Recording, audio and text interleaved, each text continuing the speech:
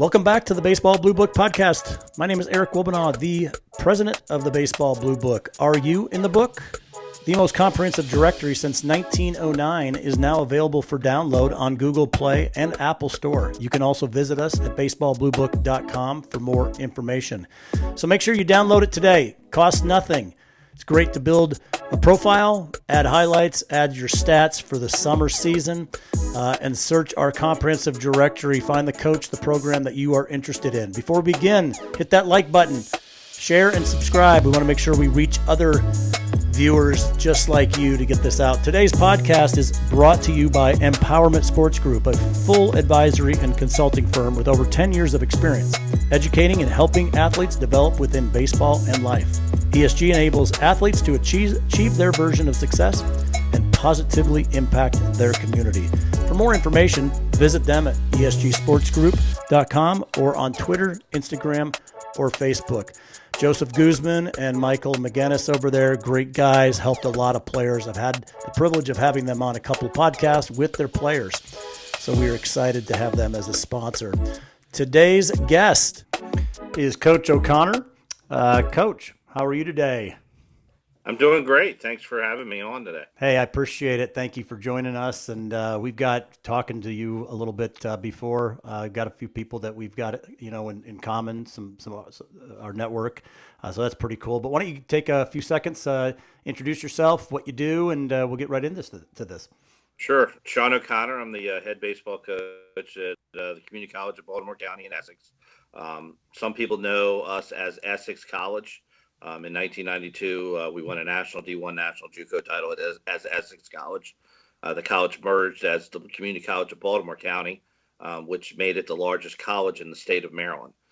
We have over 40,000 students that either are part-time or different in 7 campuses, 3 campuses that have baseball alone on their campus. Oh, wow.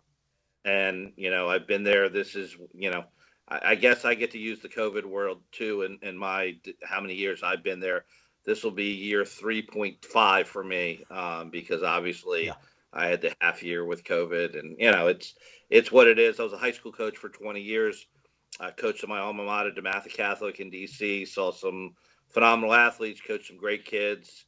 I've had some guys do some unbelievable things, play for the United States national team, play for pitch in a Major League All-Star game. Awesome. Had guys drafted. So it's been a blessing to be able to do this. And now I'm on a new journey of coaching kids and trying to help them in this muddied waters that is college baseball right now. Isn't that the truth? Well, I also think you won high school coach of the year, correct? A couple times. Yeah, twice. I was a regional coach by the ABCA, Maryland State a couple times. And I kid on that.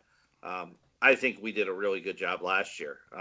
But coach of the years or teams of the year, let's call them what they are. Obviously, I think I did some pretty good jobs on teams that were probably 500 than the team that was really, really talented and ended up doing it. So, to be a coach of the year means you had really good players. To be invited to guys' weddings means you're a really good coach. Hey, that's what it's all about. No, Coach, that's great. Let's talk with you brought up the muddy waters of college baseball right now. I think that's a topic that I'm talking to a number of people about. Even had some players on that have been part of the transfer portals and kind of the transition of what we're talking about. Why don't you elaborate a little bit on the muddiness of it and how it's affecting you? It's, to me, it's, I'm a little bit of a dinosaur because I still remember how I was recruited. I still remember how when a college coach reached out to me, it was a really, really big deal. Yep. But I also remember never paying a dime to play summer baseball. Sure. It's muddy in the respect of, a lot of people want to blame what's going on in the system. They want to blame the transfer portal. They want to blame COVID. They want to blame this or blame, it's colleges giving too many scholarships too early. Whatever the process is, the reality is I find with a lot of the kids I recruit and a lot of the people I talk to, that kids really don't know what they want. And that's why the transfer portal really exists is, it's okay. Well, the transfer portal exists for football and basketball. Yeah, but that's a different animal. That's an animal where you're comparing 100% scholarship to 100% scholarship. You're comparing, obviously NLI deals to NLI deals. In baseball, I think where people are missing in this factor, and what I tell kids all the time with JUCO, like nobody dreams about coming to Essex. Like you don't wake up and go, "Oh, Coach O'Connor called me today. That's awesome." I get it. Tim Corbin's going to get the phone call and the excitement before I am. And I think where JUCO becomes a fantastic option is if you don't fall in love. And I get kids like I'll have kids on my roster right now. As a matter of fact, I have a kid on my roster right now that I'm talking to a high major Division I school that's been in the super regionals. Now, if he doesn't go to that school, then he pitches with me in the fall. I'm actually recruiting a kid off my roster to help him go to somewhere else. But at the end of that process, what kids don't get in this whole thing is, do they have a list of what they really want? Because if baseball is the priority of your decision, and in some respects, I think females do a better job than males in this respect. Baseball becomes excitement. I look at the field, I look at the team, I look at this, and then you forget that you're going to have a month where you're not going to get a hit. You're going to have a month where you're not going to throw strikes. And then because you didn't really look, you didn't taste the cafeteria food. Right. You didn't look to see what the classes were like. You didn't see what the campus, what was around. So now all of a sudden, the big focus of why you chose that school is going to fail. And my advice to a lot of kids is realize that you're going to go to college and you're going to be an 18-year-old boy and you're going to compete against 22-year-old men. You're going to fail. So if you don't like something else at the place you're at, all of a sudden you're going to be in the transfer portal. And I think that's really what we see is compounded on that is the ability of age-specific baseball. I don't know how it was when you played ball. When I played ball, you played 14U, you played 16U, you played 18U, which means every other year you were either sitting behind a kid or trying to get yourself into the lineup. There wasn't okay, I'm just the starter from the 12U to the 13U to the 14U. So you get to these kids where the first time they've really been challenged is college. And nobody's ever taught them how to advocate for themselves. So their solution, because what parents have taught them is, well, just create your own travel team.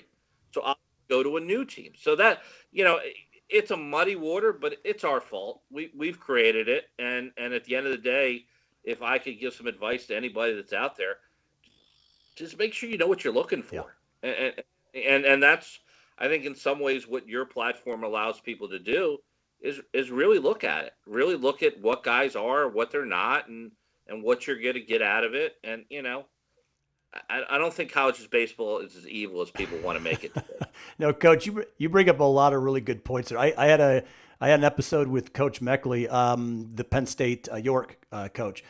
And Todd very well. And it was funny when he almost said the same thing. He goes, I encourage my players to go and just, because I think he runs a travel team. That's what he was doing, and then this is his first year. Yeah, and he said when we went to different areas, there's 5 or 6 schools within a 20-mile radius there when they go and travel.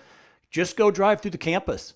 Just figure out if you actually like what you're seeing. Right. I got one better for you. Go eat in the cafeteria. Yep. Because I hate to tell you, when you eat in the cafeteria, you're going to see what the student body is. It's true. And that's probably, now, okay, maybe it's the food court, maybe it's not the cafeteria, whatever it is. But how many people, and they're spending thousands and thousands and thousands of dollars.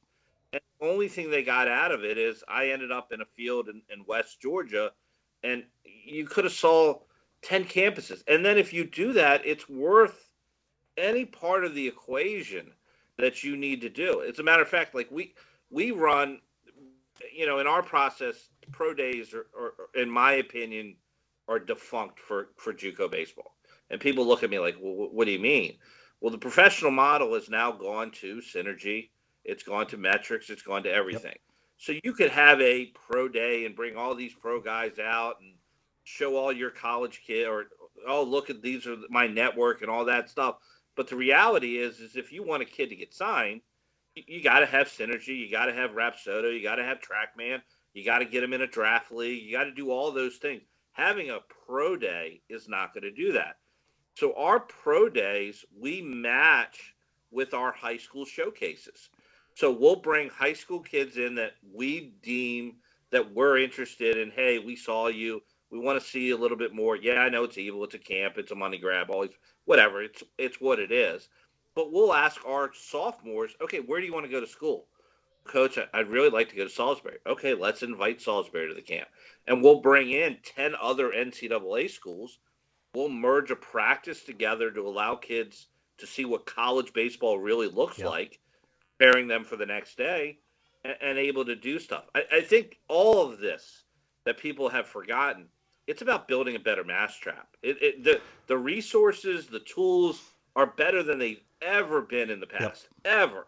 The ability to go and play college baseball, and my advice to any kid that's watching this, if you want to play college baseball, there's 100% a spot for everybody to play college baseball. Well, wait a minute. The numbers don't match up. No. The numbers match up. The problem that people don't get in that is you start putting restrictions on it. You start saying, well, I don't want to go to an all-boys school. Okay, well, guess what? That took that school off the list. I don't want to go to a military school. Okay, that took that off the list. So at the end of the day, if your true thing is, I just want to play college baseball, I tell our kids all the time, I can guarantee you that. Yeah. But when you start putting restrictions on, it's got to be this much money. It's got to be in this part of the country. It's got to be whatever the restriction to it lowers the opportunity. And then it gets to, with our guys, okay, is there a need for a junior to come in? Right. Like, do they bring in kids at that level? So I feel like I still am doing the same things I was doing in high school, and trying to help kids in the process. Yeah. And maybe in some ways I'm just resetting their high school for 2 years to help them through the process. Do you it sounds like, and this is probably a bad question, but do you see that there needs to be, or you're probably not an advocate of making massive changes. You sound more like it's the system that we've created. You've got to figure out how to live within the system, or are you going, man, there are some things that I'm going to raise my hand and go, this doesn't work. I mean, there are things that don't work, but I don't know if it's one thing if you change one. It's like the transfer portal. Oh, we're going to give everybody a free transfer. Oh, wait a minute, that's the worst thing we ever did. Now all of a sudden, I'm having to recruit. So I think any change you're going to make, it's going to be okay. Let's go to, if you sign a kid, he signs it on the spot, but then he's held to that. Well, if you look at Twitter, if you look at certain things. Certain programs are going to get lambasted. Well, look at how many guys they've signed. Well, first of all, they've signed 0. Right. Let's just call a spade, because you send something on social media or some platform that says you're committed to a school does not mean that school has done it. In my world, there's a contract. So when they go over the 11.7 scholarships, then we got an issue. Until that, you're putting your kid in a scenario where he's agreeing to something that's never in his power to agree to. Right. I remember years ago in the basketball world, there's a high school coach in New York City that would require his kids to not sign NLL contracts. He would have them sign a separate business contract that would allow his kids to get out of it if that coach decided to leave before they got there. Because the NLI did not protect them. Yep. Didn't protect them. Now, what happened is the coach had some juice. The coach had some talented kids that kids wanted to sign it. But the reality is why would you sign? I mean, it's like anything. Yep. Why would you sign to a document that's not in your favor? Yep. Why would you agree to terms that in no ends are going to help you and then get mad about it when it doesn't work out? What I think is changing is hopefully, I think the early recruitment is getting better. I think it's kind of slowing down because there's nowhere for these kids to go. Yeah. But I don't think college coaches people aren't going to like me saying this, but I don't think they're at high school games as much as they are at college summer leagues now. Right. Right. No, it is changed considerably, and it's almost exponentially changing. You think about it, I think the traditional guys, the old school guys, baseball at the amateur level still has a hierarchy. And I think when you start trying to bring equality, I hate to say that, into the game of a hierarchy, it throws a whole lot of wrenches into the dynamics, right? I mean, a 16, 17-year-old kid, should he really have power to make these decisions when you have a hierarchical structure of, we're the college program, you're just the kid. And now we're playing these real games. You hear it all the time when there's a commit and then all of a sudden there's a decommit, and then the kid is sitting there with his pants around his ankles going, I'm 18, school starts, or they show up at school and it's a tryout and the next day they get cut. I mean, those are some, but it's almost like you wanted some power. There's some responsibility that comes with the power. And I don't know if that's good or bad. And in the same respect, you want, they need to wrangle these rosters in. Their rosters are too big and there's too ambiguous. Well, look, there's two things. Okay. All right. So we're going to get rid of the open tryouts. You're not going to allow, well, no, we don't want to do that because I want my kid to walk on at Maryland and have the opportunity to play there. Okay. So then you're going to allow open tryouts. Okay. All right. So, all right. That's okay. But all right. But what happens if there's an injury? Right. Well, what happens if the kid you're recruiting the day before school, his father loses his job and he can't show up? I mean, you want to talk about the crazy part of college sports. And luckily for me, it is not my livelihood. It is not. It's something I still enjoy to do. It helps pays the bills, but it is not what, determines if my family eats or not. Or even worse, determines if my daughter goes to another school. Because if I lose my job, let's say, and I'm a Division I coach in the state of Maryland, there are 7 other coaches or 7 other job openings. So if I'm lucky, maybe as the year I'm getting fired, one of the other jobs opens up. But most likely it's not. So that means for me to continue to coach, I'm going to have to uproot my whole family to another location. Yeah. So when people lambast the system or say, well, this is wrong, I want you to imagine that with your everyday job. That your everyday job, as far as if you work or not, or if you move a job, is based on an 18-year-old kid. Yeah. No, that's a perfect way of looking at it, right? That are you betting your career and your livelihood on the whims of teenagers? Right. So you need to make sure you have backup plans to back exactly. up No, that's actually absolutely right. It kind of brings it back to what you talked about originally. You built, you had made a comment that I've been in weddings of my players. Back to the relationship. I mean, you have to build these relationships. You have to put in the time. Kids know that. They feel it. They understand when they feel like they're wanted, they're needed. And I think that there's a tendency of, we get into the statistics and the analytics and all of these things, and there's always someone better. And if you don't have a relationship, you kind of lose that. Yeah, but I throw that into you, and this is, look, again, I have a teenage daughter. She's going to start high school next year. It's hard sometimes for her to have a conversation not on her cell phone, even with her friends. Right. If you ask my team to come into a room, they're more likely to text each other and laugh at the joke than to say the joke. So at the end of the day, you're asking a relationship thing. And I challenge this to parents that are out there. I go to showcase games. I go to showcase tournaments. There are rules where college coaches can't talk. Here's one. You want to change the rule? This is what. Allow college coaches to talk to people off campus.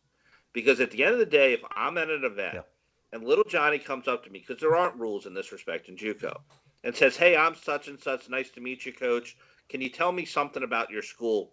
I've built a relationship with that kid. I'm interested in that kid because he can have a conversation with me. Great point. Because unfortunately, I can't, it's tough. It's tough to draw out some of these Good point. conversations. And I think a lot of this stuff, all right, forget signing early, forgetting this. Like, literally, I've seen guys at tournaments where they have either texted my players, and I'm talking back in the day, texted my players, or back in the day, did the old phone tag, like put the phone up to their ear, they're calling me, whatever the rule is that they had in the time. And that family would walk over and say, "Hey, coach, such and such," and that coach had to basically ignore that player. That's Yeah. crazy. That just doesn't make any sense. That you're from an NCAA perspective, you're having kids signed to colleges when they're quote unquote not allowed to talk to a college coach, but then you create a rule that says even though they have a relationship with that guy, he can't talk to him because he's in the middle of an event. So little Johnny's taking an at bat. Little Johnny's having a bad day, and he's doing X, Y, and Z. And I have a relationship with little Johnny, and I can't walk up to him and say, "Hey, bud, pick your helmet up. You're a better ball player than this. Stop doing this." Yeah. Like, isn't that what we should be doing as coaches, as opposed to this whole idea of? I kind of feel like, in some respect, college recruiting is like being in the Coliseum. Like, I feel like an emperor. Like, entertain me right now. Like, just make me go wow. And that I don't know. Hey, I think that's it's funny. I'm sitting here thinking, Walter says a lot of these things too. And for people that are listening, Coach O'Connor was introduced to me by Walter Beatty, and we have these long conversations all of the time. It sounds that you guys have a lot in common from that perspective. I know it's a transition away, but what are some of the, we also talked about Charlie Blackburn at NABF. What is your relationship with Walter? We'll start there. And how do you know Walter and by what just aspect? just respect him. He does a really good job of being, obviously he's on a lot of the forums and stuff like that. Respect his opinion, respect what he's doing. Yeah. Trying to help. I think anytime you can get through the glass ceiling, it's important. Obviously, I think baseball is a small world. It is. You build people and you build relationships, and Walter could send me a couple more players to throw 90, 94. That would be great. I mean, Walter would be my best friend at that point. But I mean, No, I think what he keeps talking and kind of you're alluding to it. You said entertain me. He talks a lot about bringing fun back to the game, and I think starting younger and helping parents. It's really the parents of understanding what's going on. So elaborate a little bit on that. Yeah, I mean, it's the I got to do Cooperstown, and look, I think I think baseball, and people miss this. I think baseball is about experiences. Yeah. And I don't think you're going to remember the trophies. I think you're going to remember the pool time. I think you're going to remember the times. So in growing up as kids, it's about building those experiences for your kids. And some people have a lot of money and can afford to do more experiences. They can go on more vacations. Other people have to limit what they can do in the process. Right. But I think what is crazy to me, and just me, I'll give you an example. 2 examples, and both happened yesterday. I was at an event yesterday.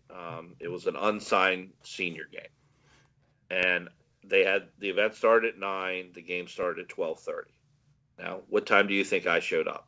12:30. Okay. Because, we ran a 60. We never do that in baseball. Now we're going to throw to a screen as hard as you possibly can do. Never do that in baseball. Right. Now we see how far you can hit it off a tee. Never hit. So I asked one of the kids, I said, how'd you guys do in the 3-point contest?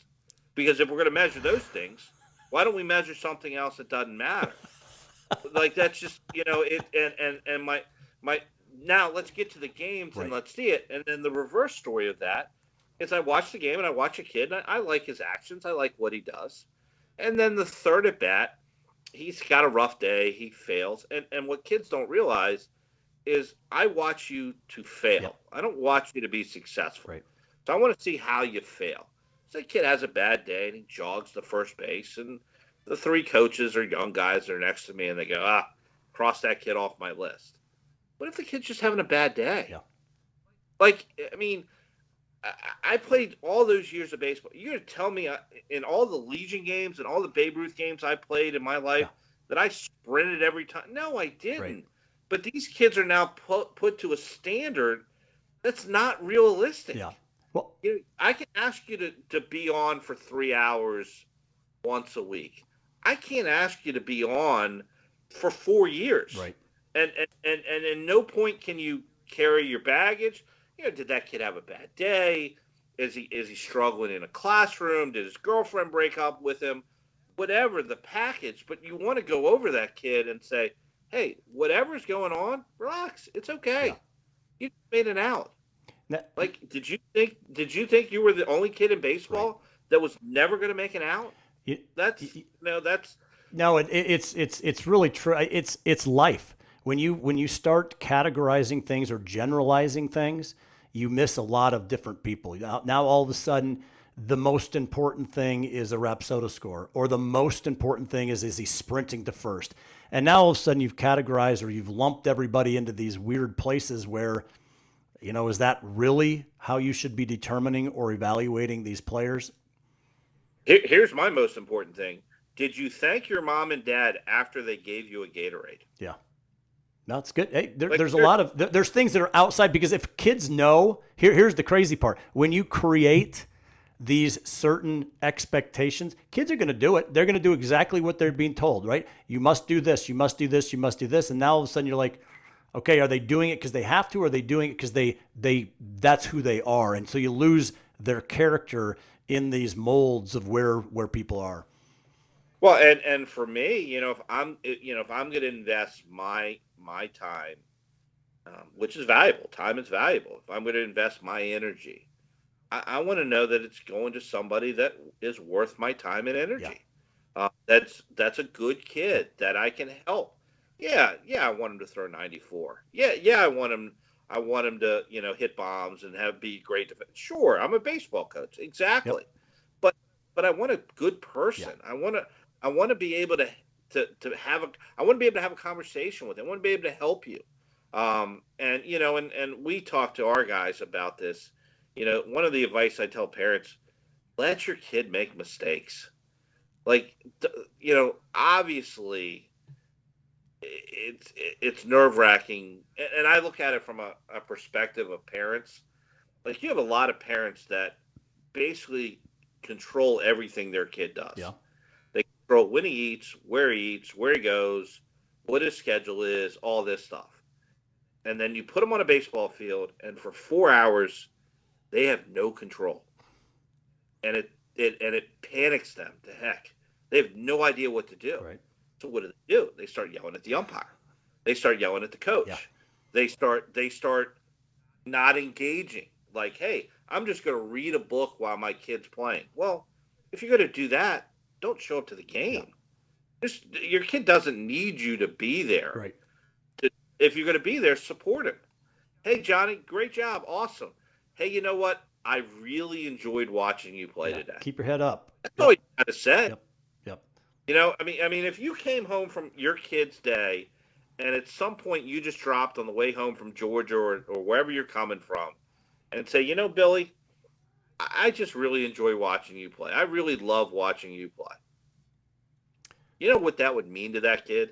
Absolutely. It's huge. It's huge. We have we have a massive influence on our kids that we got to really focus on. All right. Well, question on some of the things that we talked about, kind of bringing it around full circle.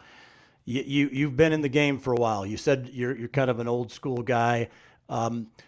What is your opinion on kids today with everything that you've just talked about versus kids maybe 20 to 30 years ago, with all the things that have changed?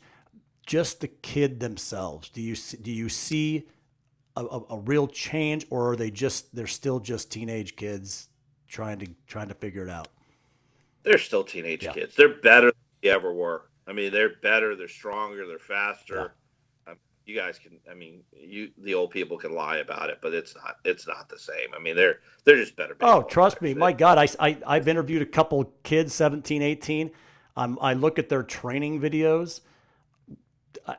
I wasn't doing anything like that, and I could play.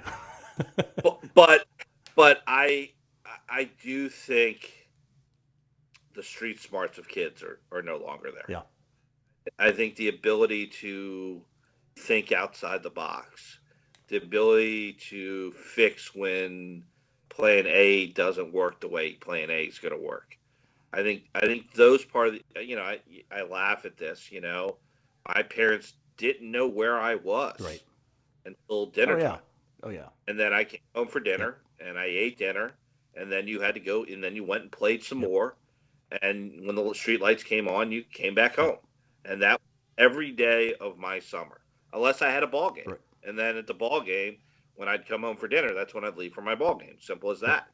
But I think that part of the equation, first of all, most parents would just cringe. Like, what do you mean you didn't? Yeah, I mean, think about it. Your parents didn't know where you were at Yeah. all, but it was, you were able to figure things out. You were able to basically, I hate to use the word think for yourself, but that is the Well, process. and you know what? It's really tough because we can sit here and talk about that all of the time because I do it all the time, right? That was the best thing that I ever did, the sandlot baseball. Yep. Walter and I have talked about it as well. No umpires, no parents. We were able to figure it out, called the games ourselves, balls and strikes, outs at first, whatever it was, we were able to figure it out. The $1 million idea is how do you get a league like that? And I don't know if we'll ever get back to that because it's all structured now. It's all organized. It's all privatized. It's just different. And I think, You know what I'd like to see, and I don't know if it'll ever happen. You know what I'd like to see? I'd like to see, and it's got, somebody owns a private facility that has a whole bunch of fields. Doesn't have to be baseball fields. Could be football fields, basketball, table tennis, whatever it is. They hire a private security force that makes sure nobody that should be there shouldn't. Yeah. And people drop their kids off, and they come back at 9 o'clock at night and pick their kids up. That's what I'd like. I don't. I know this is crazy because I'm a baseball coach. I don't need kids to play sandlot games. Yeah. I need kids just to be kids. Right. Right. Just to be kids. I mean, there's just, it doesn't. The summer camp. If you run a summer camp now, background this, drop off this. Which kid? Check. Is that my kid? It's like taking them from a hospital. Like you got, all right. Yeah, that's one. Yeah, that's my kid. That's what I'd like to see back. And unfortunately, I think the reason we are is our society right now. There's a mistrust in a lot of people and a mistrust in what it is. But I would like, I don't think baseball, I don't think we have to go where kids are playing sandlot and that's going to do this or do that. I'd like to see us more help our kids advocate for themselves. That's great. That's just that's great. You've mentioned street smarts. You've mentioned advocate for themselves. You think about it, and we'll kind of wrap it up right now. But if you think about it, kids, take a kid that's 10 to 12 years old right now and say go outside and go have fun. They'll be at the back. They'll be at the door wondering what they should do in 5 minutes. Because it's not structured, it's not organized. They can't figure out how to go and entertain themselves, figure out what they like. It's almost impossible. It's really interesting watching. My dynamic is I raised two daughters. They're both in their mid-20s now, and then we just adopted two little boys. And I've got a 12-year-old right now, and watching them try to figure out how to entertain themselves is almost comical. It's like the structure has been there since they were young, and they have to be told what to do. And I think that's kind of what you're talking about. I don't need them playing sandlot. I just need them go figure it out. Advocate for themselves. Have some street smarts. Figure it out. There's things that you're going to like, what you don't like, and you got to figure it out. And so, pick teams, throw a ball up in the air. Pick teams. How about the pick teams?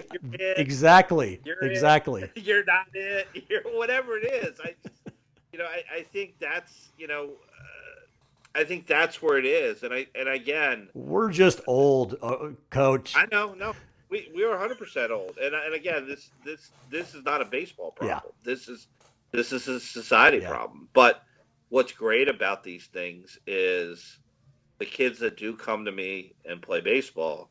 Unfortunately, a lot of them do have these Yep. problems, and I'm able to hopefully help them.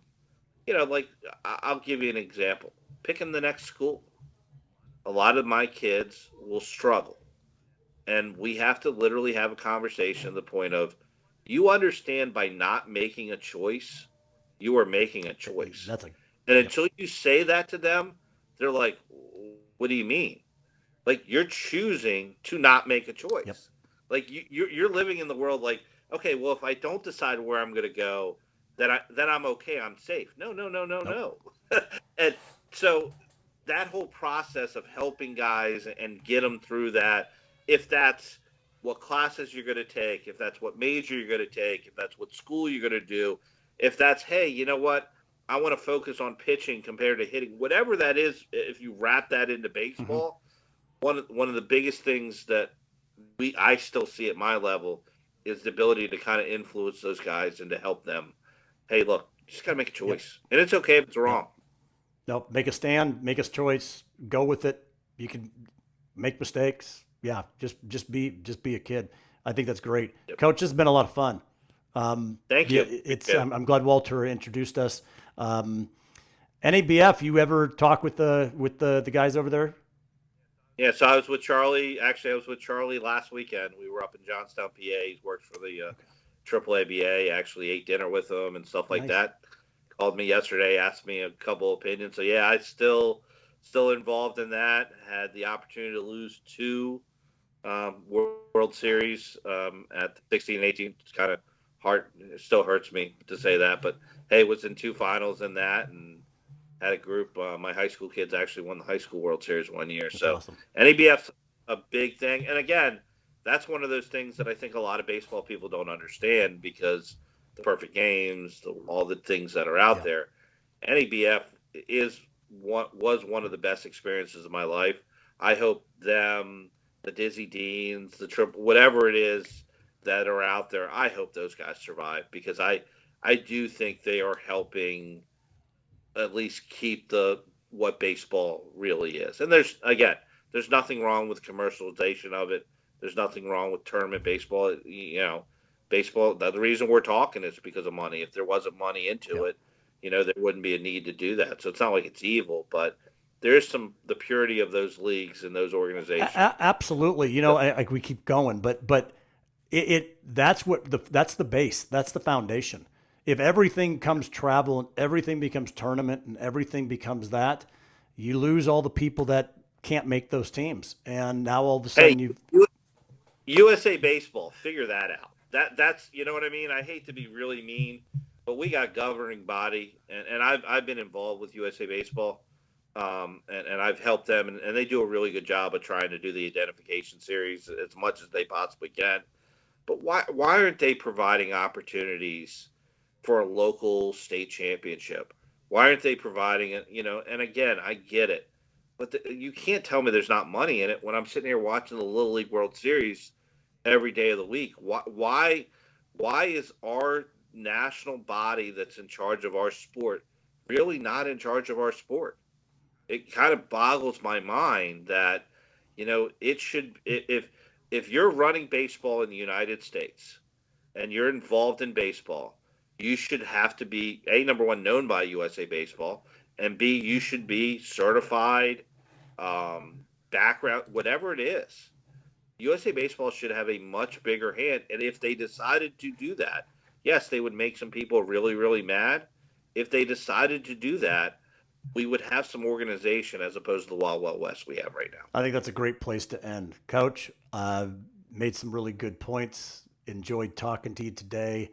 Look forward to just watching your career. If there's anything that we can do, let us know. We'd love to have you make sure to get the word out about the Baseball Blue Book, and make sure you build a profile, guys. Get in there, start networking, check it out. We'd love to hear back from you on it. So, Coach, thank you again, and you have a great day. Thank you. I appreciate it. Thanks for listening, guys. Appreciate you guys joining us today. Make sure that you like, share, and subscribe to our channel. And we look forward to seeing you again. Thank you.